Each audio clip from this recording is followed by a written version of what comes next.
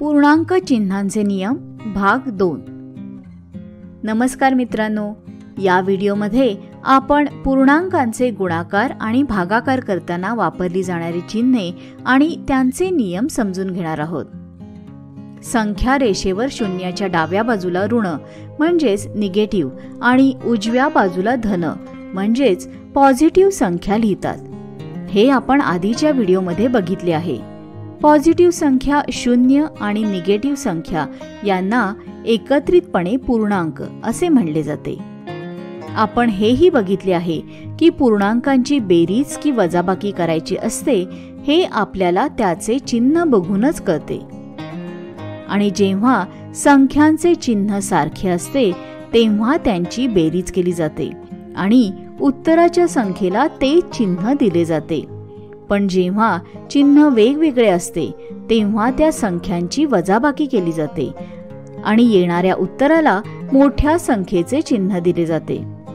या भागात आपण पूर्णांकांचे गुणाकार आणि भागाकार करताना येणाऱ्या उत्तराला कोणते चिन्ह दिले जाते आणि उत्तराच्या चिन्हासाठी काय नियम आहेत हे बघणार आहोत। त्यासाठी गुणाकाराची काही उदाहरणं बघूया। 3 ला 4 ने गुणल्यास उत्तर 12 येते। इथे सर्व संख्या पॉझिटिव्ह आहेत, पण निगेटिव्ह 3 ला पॉझिटिव्ह 4 ने गुणल्यास उत्तर निगेटिव्ह 12 येते। आता या चिन्हांची अदलाबदल केल्यास म्हणजेच 3 म्हणजे पॉझिटिव्ह 3 ला निगेटिव्ह 4 ने गुणले तरी येणारे उत्तर हे निगेटिव्ह 12 असेच असणार आहे। पण जेव्हा आपण निगेटिव्ह 3 गुणिले निगेटिव्ह 4 केल्यास उत्तर येणारे पॉझिटिव्ह 12 असेल। यातून आपल्याला असे लक्षात येते की पूर्णांकांचा गुणाकार हा साध्या संख्यांच्या गुणाकारासारखाच असतो, परंतु जेव्हा चिन्ह देण्याची वेळ येते तेव्हा त्यासाठी काही नियम असतात। पहिल्या उदाहरणात दोन्ही संख्या पॉझिटिव्ह आहेत तर उत्तर पॉझिटिव्हच आले, म्हणजेच पॉझिटिव्ह आणि पॉझिटिव्ह संख्यांचा गुणाकार हा पॉझिटिव्ह संख्याच असते। पण निगेटिव्ह आणि पॉझिटिव्ह किंवा पॉझिटिव्ह आणि निगेटिव्ह संख्यांचा गुणाकार केल्यास येणारे उत्तर हे निगेटिव्ह येते। इथे हे लक्षात घ्यायला हवे की निगेटिव्ह आणि निगेटिव्ह संख्येचा गुणाकार केल्यास येणारे उत्तर पॉझिटिव्ह असते। आपण हे नियम या तक्त्याच्या मदतीने लक्षात ठेवू शकतो। पॉझिटिव्ह आणि पॉझिटिव्ह यांचा गुणाकार हा पॉझिटिव्हच राहतो, पण निगेटिव्ह आणि निगेटिव्ह यांचा गुणाकार सुद्धा पॉझिटिव्ह होतो। मात्र जेव्हा निगेटिव्ह आणि पॉझिटिव्ह यांचा गुणाकार केला जातो तेव्हा येणारे उत्तर निगेटिव्ह असते। गुणाकारानंतर आता पूर्णांकांचे भागाकार बघूया।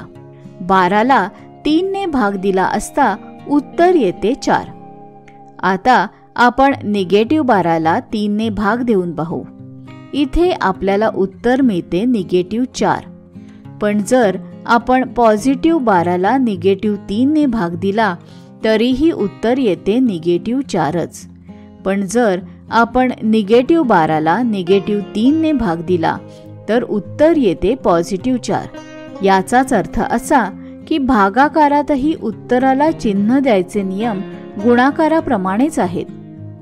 इथेही पॉझिटिव्ह संख्येला पॉझिटिव्ह संख्येने भाग दिल्यास उत्तर पॉझिटिव्ह येते, तसेच निगेटिव्ह संख्येला पॉझिटिव्ह किंवा पॉझिटिव्ह संख्येला निगेटिव्ह संख्येने भाग दिल्यास येणाऱ्या उत्तराला निगेटिव्ह चिन्ह दिले जाते आणि गुणाकाराप्रमाणेच निगेटिव्ह संख्येला निगेटिव्ह संख्येने भाग दिल्यास येणारे उत्तर हे पॉझिटिव्ह असते।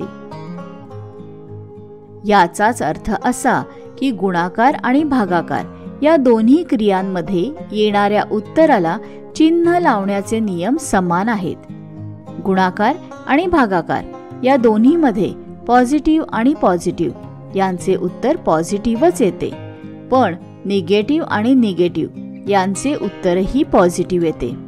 पण जेव्हा निगेटिव्ह आणि पॉझिटिव्ह यांचा गुणाकार किंवा भागाकार केला जातो तेव्हा येणारे उत्तर हे नेहमीच निगेटिव्ह असते।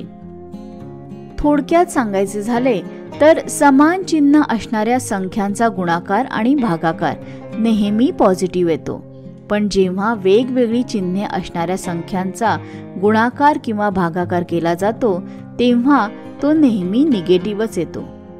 आता व्हिडिओ थांबवून दिलेली उदाहरणं सोडवा.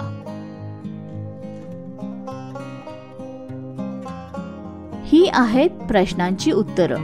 तुम्हाला उदाहरणं अचूक सोडवता आली का? नसतील तर हा व्हिडिओ पुन्हा एकदा लक्ष देऊन बघा.